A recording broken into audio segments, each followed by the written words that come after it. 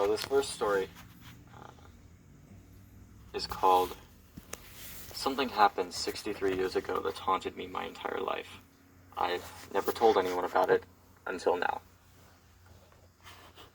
It's official. I'm an old man. For the last couple of years, I've comforted myself by saying I'm in my early 70s, but math is simple and unforgiving. Today is my 75th birthday. God, the years fly. I'm not here for your well wishes. This is hardly a milestone I'm excited about. I'm glad to still be here, of course, but I find I have less and less to live for with every passing year. My bones ache, my kids live far away, and the other side of my bed has been empty for just over 8 months now. In fact, once I cast my vote against that goddamn Trump this November, I may have nothing to live for at all. So spare me your happy birthdays and your congratulations, if you please. I'm here because I have a story for you, and it's one I've never told before. I used to think I kept it inside because it was silly, or maybe because nobody would believe it. I've found, though, that the older you grow, the more exhausting it becomes to lie to yourself. If I'm being perfectly honest, I've never told anybody this story because it scares me, almost to death. But death seems friendlier than it used to, so listen close. The year was 1950, the setting a small town in Maine. I was a boy of 9, rather small for my age, with only one friend in the world to speak of, and his family, seemingly on a whim, decided to move 2,000 miles away. It was shaping up to be the worst summer of my life. My pop wasn't around, and my mom was a chore whore. I was proud of myself when I came up with that one, so I wasn't apt to hang around the house. With some hesitation, I decided the public library was the place to be that summer. The library's collection of books, particularly children's books, was meager, to say the least. But within the walls of that miserly structure, I would find no undone chores, no nagging mother, God rest her soul, and perhaps most importantly, no other children with whom I would be expected to associate. I was the only kid with a low enough social status to spend his precious days of freedom sulking amid the bookshelves, and that was just fine with me. The first half of my summer was even more dreadful than I'd imagined it would be. I would sleep in until 7, do my chores, and then ride my bike to the library. And by bike, I mean rusty log of crap attached to a pair of wheels. Once there, I would split my time between unintentionally annoying the elderly patrons and deliberately doing so. One pleasant lady actually interrupted my incessant tongue-clicking to hiss a "shut the F up" at me. The first time I ever heard a grown-up use the F word. Big friggin' deal, I know, but in those days it was unheard of. The dreary days turned to woeful weeks. I had actually begun praying for school to start again, until I discovered the basement. I could have sworn I had roamed every inch of that library, but one day, in the far corner behind the foreign language collection, I stumbled across a small wooden door I'd never seen before. That was where it all began. The door was windowless and made from oak that looked far older than the wall in which it rested. It had a knob of black metal that quite literally looked ancient. I wouldn't have been surprised to learn it was crafted in the 17th century. Engraved on the knob was what appeared to be a single footprint. I had the sense that whatever lay beyond this door was forbidden to me, and therefore probably was the most interesting thing I would encounter all summer. I quickly glanced around to make sure nobody was watching me, then turned the heavy knob, slipped behind the door, and shut it. There was nothing, only darkness. I took a couple of steps and then stopped, unnerved by the totality of the shadow which surrounded me. I waved my hands in front of me in an attempt to find a wall or a shelf or anything to hold on to. What I actually found was far more subtle, a small string, dangling from above, but far more useful. I grabbed it firmly and pulled it down. Back in the day, lots of light bulbs were operated with strings, and this was one of them. My surroundings were instantly illuminated. I was standing on a small, dusty platform that looked as though it hadn't seen life in quite some time. To my left was a crickety spiral staircase made of wood and appearing ready to collapse at any second. The bulb was the only source of light in the room, and it was feeble, so when I peered over the railing to see what lay below, the bottom of the staircase dissolved into darkness. I was beginning to feel scared. This place, wherever I was, seemed to have no business in a town library. It was as though I were in a completely different building. But No 9-year-old likes to let a mystery go unsolved. Looking back, I wish I could tell my prepubescent self to turn around, go back, do anything else besides descend that staircase.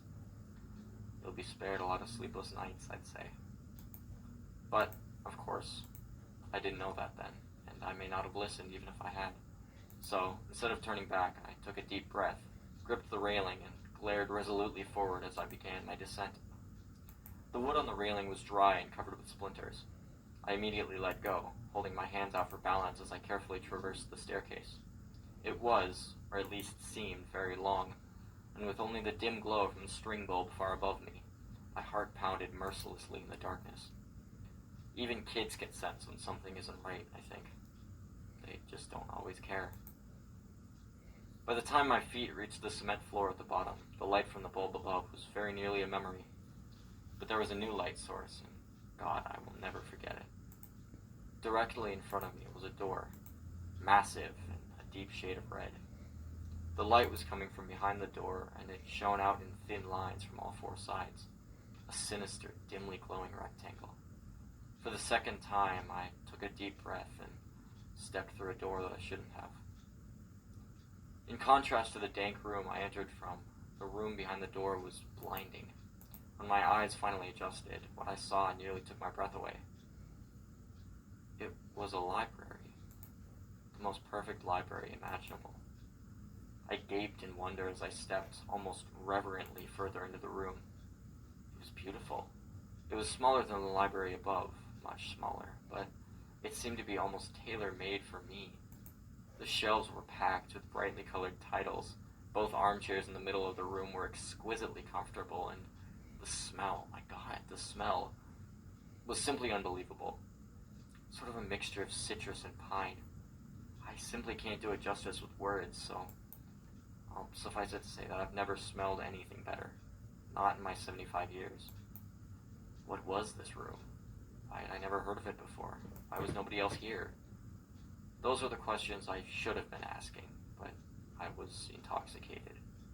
As I gazed around at all the books and basked in the smell of paradise, I could only form one thought. I will never be bored again. In truth, boredom only hid for me for 3 years. It was on my 12th birthday, 63 years ago to this day, that everything changed. Before that day, I visited my basement sanctuary as often as I could, usually several times a week. I never saw another soul down there, yet strangely remained free of suspicion. I never removed a book from that room, but instead would pick up a particular volume wherever I'd stopped reading during my previous visit. I sat, always in the same deep purple armchair, and always leaving its twin barren and directly across from myself. That armchair was mine.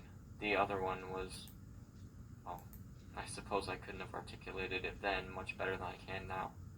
It wasn't mine, that's for damn sure. On my 12th birthday, I arrived later than usual. My mom had invited a couple of classmates and some cousins over to our house to celebrate, a gesture which I found more tedious than touching. Really, I just wanted to spend my birthday sitting and reading and smelling paradise. Eventually, our guests went home, and I made it to the library about 15 minutes before closing time. That didn't matter. The workers never checked down there before they locked up. I was free to stay as late as I wished. This particular night, I was devouring the final chapters of an epic adventure. Knights, swords, dragons, and the like. I didn't smell it until I read the final words and closed the book. The once exquisite aroma of that room had turned sour. I sat for a moment, unsettled. Objectively, I could recognize that the smell was actually the same as it had been before, that mixture of citrus and pine. I just perceived it differently, and I didn't like it anymore. It was the nasal version of an optical illusion, the one that looks like a young woman glancing backward, but all of a sudden you realize that it's really an old woman facing towards you. You can't unsee that, and I couldn't unsmell this. The spell was broken. The odor also seemed, for the first time, to be coming from somewhere specific. With a fair amount of trepidation, I stalked around the room, sniffing the air like a crazed canine, until I came to a shelf near the back. The shelf was perfectly normal, with the exception of one title, a large, leather-bound cover of solid faded maroon, with one striking black footprint at the top of the spine. This was the source of the smell. I opened the front cover and saw one sentence scrawled neatly in blood-red ink atop the first page. Rest your sorrows down, friend, and leave them where they lie. I stared at this sentence, mesmerized, as I began to retreat to my chair. I turned a page. Blank. The smell became stronger. Another page. Blank, and the smell grew stronger still. I stopped for a moment, suppressed a gag, and continued walking. Then, as I neared the armchairs, I turned one final page. And there, in the same sinister print, was the last thing I expected to see. My own name. I dropped the book. I began to sprint toward the door, but as I shifted my gaze forward, my heart leapt in my throat, and I stopped in my tracks. The empty chair wasn't empty anymore. An aged man in a suit sat before me, one leg crossed over the other, contemplating me with piercing gray eyes and a light smirk. This was all too much. I fell to my knees and expelled the contents of my stomach onto the carpet. I wiped my mouth, staring at my vomit, when I heard the man let out a chuckle. I stared at him disbelievingly. "Who are you?" I asked, panic in my voice. The man leapt to his feet, grabbed me gently by the shoulders, and helped me to my chair. He sat once again in his own. "I fear we got off to a bad start," he said, glancing at the pile of sick on the carpet. "The smell does take some getting used to." "Who are you?" I repeated. "Tonight you will know hardship like you've never known before," he said. "I come as a friend, offering you refuge from it, and from all other storms which lie ahead."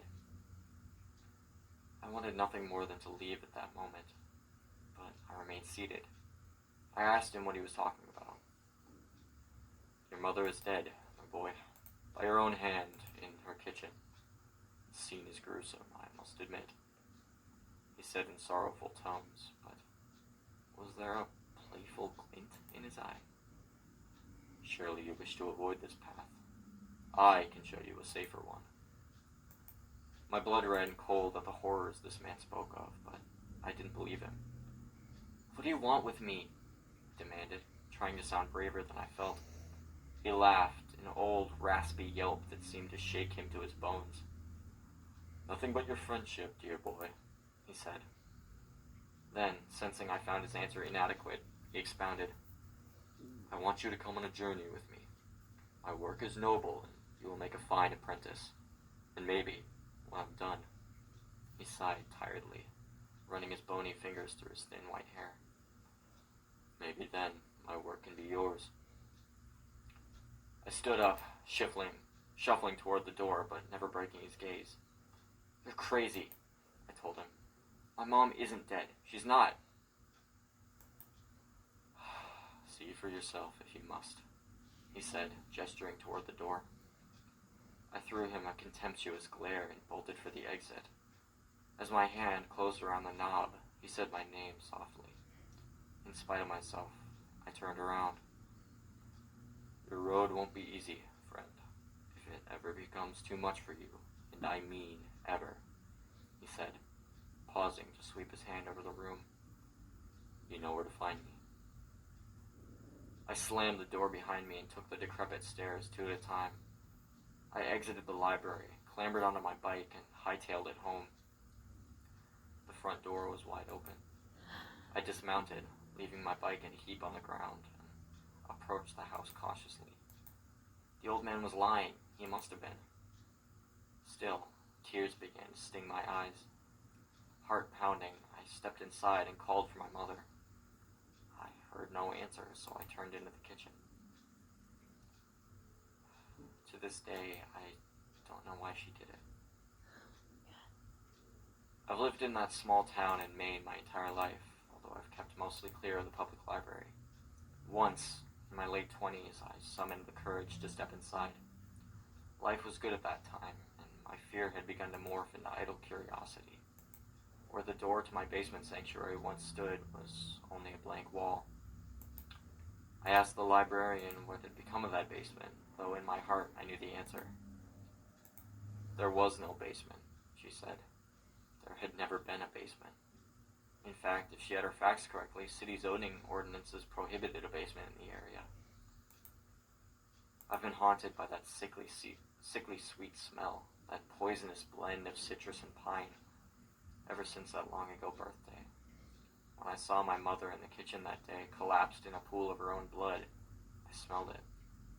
When a man claiming to be my father knocked on my college apartment door, begged me for money, and then beat me to within an inch of my life when I refused, I smelled it.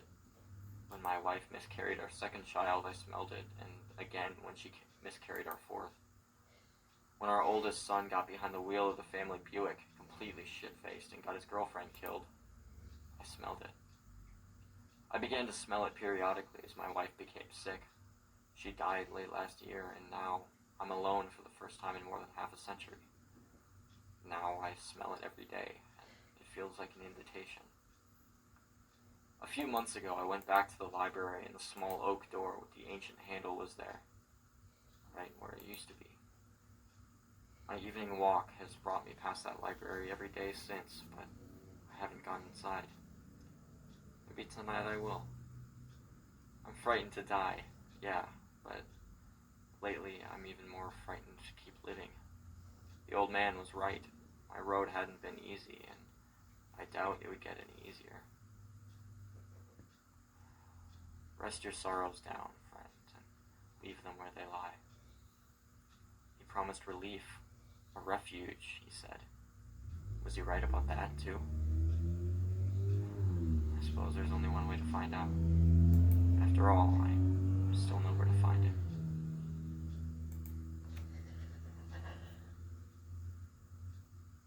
That story was written by somebody named Sergeant Darwin on Reddit, on the subreddit No Sleep. After a short break, and then a song called Time for Space by Emancipator, I will return to tell yet another story.